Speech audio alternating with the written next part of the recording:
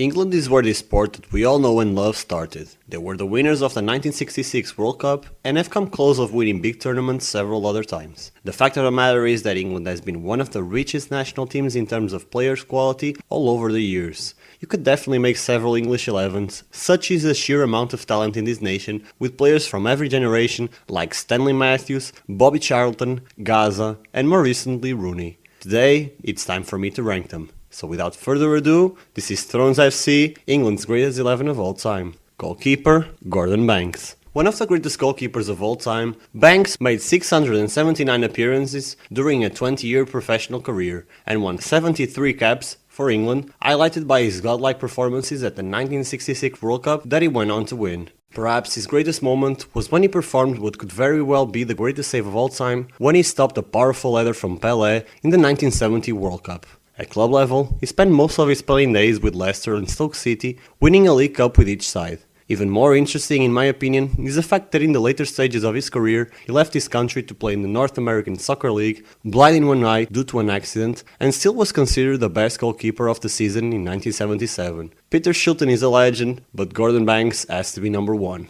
Right back, Gary Neville. A dignified member of the legendary class of 92, Gary Neville was a fan who made it to the pitch. And like any fan, his dedication to the club and country was unquestionable. Although he was not the quickest, most talented, or most technically gifted player, he was a reliable, traditional, defensive-minded right back, known in particular for his ability to read the game, as well as his stamina, work ethic, and leadership, which enabled him to excel in this role. Neville made his international debut in 1995 and was first choice right back for England for more than 10 years, representing the nation at 3 European Championships and 2 World Cups, finishing his career with 85 caps. He was a one-club man, spending all of his career with Man United, winning 20 trophies including 8 Premier League titles and 2 Champions League wins. Centre-back, Bobby Moore. One of the greatest defenders in the history of the sport, Moore was made England's captain at the young age of 23 and was one of the most important players in that historic 1966 World Cup win. He wasn't the stereotypical English defender, as he distanced himself from the strong tackling, high-jumping image, and instead was a great reader of the game who would anticipate his opponent's moves.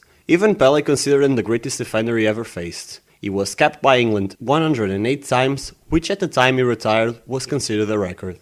At club level, he's regarded as the best West Ham player ever, winning the Cup Winners' Cup with the Hammers, an absolute legend of the game who couldn't miss his 11. Centre-back, John Terry. Just like in previous 11s, the centre-back partnerships have been formed by a better reader of the game and a more physical player with a never-say-die attitude. Terry is definitely the latter. Known for his combative style of play, John Terry was considered one of the best defenders in the world at his peak. Terry made his England debut in June 2003 against Serbia and Montenegro and went on to play in 2 World Cups and 2 Euro Championships until he retired from the national team in 2012. A 9-year stint with lots of controversies in the middle, but also great performances. While playing for Chelsea, Terry won literally every trophy possible, including 5 Premier League titles and a Champions League medal, and is considered one of the best players in the club's history. Left back, Ashley Cole.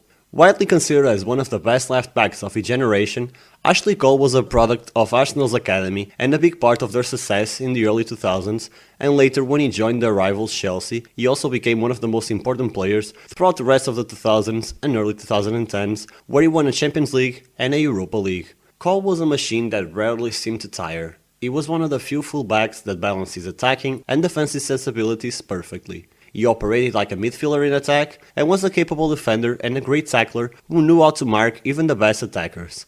Ashley Cole played for England from 2001 until 2014, competing in 3 World Cups and 2 Euro Championships, amassing 107 caps in the process. Until this day, he is the most capped English fullback. Defensive midfielder, Brian Robson. The longest-serving captain in Man United's history, Robson was a player with above-average intelligence, exceptional awareness, and anticipation, frequently intercepting or knowing where the ball would land ahead of other players.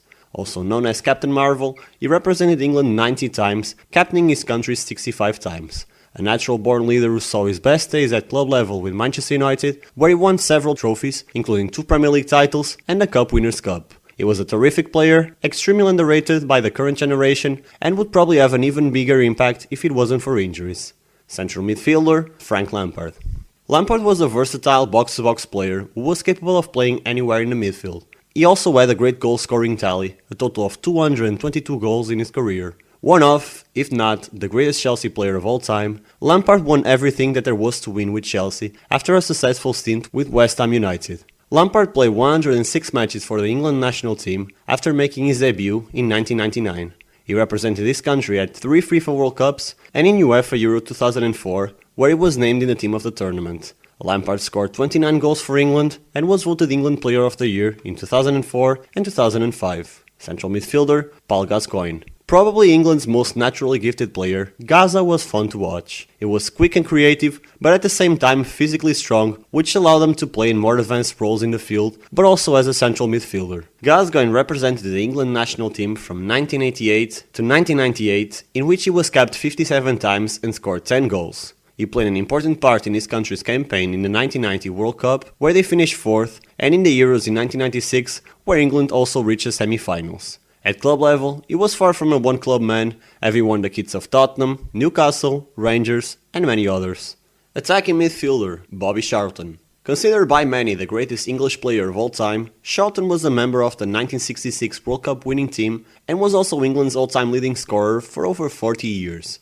With his instantly recognizable thunderbolt shot that inspired fear to the opponents, even 30 yards from goal, and his signature agility, body swerve, and powerful tackling, Charlton was the epitome of speed and grace. His unmatched modesty, sense of fair play, and gentle manliness made him the ultimate sporting hero, and he almost never got a chance to play for his country as he survived one of the worst football tragedies of all time, the Munich air disaster in 1958. The Manchester United legend made his debut in the same year, and the rest was history. Centre forward, Gary Lineker.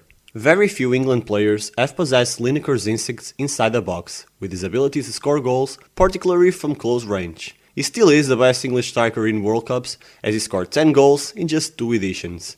Lineker is also the only player to have been the top scorer in England with 3 clubs, Leicester City, Everton, and Tottenham Hotspur. Notably, he never received a yellow or red card during his 16-year career. Besides, at the time it was really uncommon to see an English player succeed while playing abroad, and Lineker did just that with a very positive spell with Barcelona. Had he played more matches for his country, and perhaps he would be the country's all-time goal scorer, which leads us to the next centre forward, Harry Kane. This is where things get a little controversial, as many people would argue that the fact that Kane has never won a single trophy kinda tarnishes his contention for a spot among the all-time greats. But I don't think we should look at things so linearly. Harry Kane has been a main force in the current generation of English footballers, not only with his finishing ability, let's not forget he's a joint top goal scorer of his country, but also with his ability to create chances for his teammates. At club level, he had to fight to be in this Tottenham squad, and by the time of this video, is the 3rd highest Premier League all-time top goal scorer. Let's see if he can win a trophy before he retires. It would be very well deserved. Manager, Alf Ramsey. Contrarians might argue that Ramsey is the only England boss fortunate enough to have the advantage of a World Cup on home soil. He also had a formidable group of players to pick from, including Bobby Charlton, Bobby Moore, and Gordon Banks. However, other England managers have boasted world-class players and never came close to finding a system to unlock their talent. Ramsey did. His wingless wonders won the World Cup in 1966, so it's only fair that he's in this list. And that is it for the video. Is my full 11 and also the bench. Make sure to leave in the comments your favorite 11 as I read through all of your submissions. Thank you for reaching the end of the video. If you appreciate content like this, maybe you like this video. I'll see you in the next one.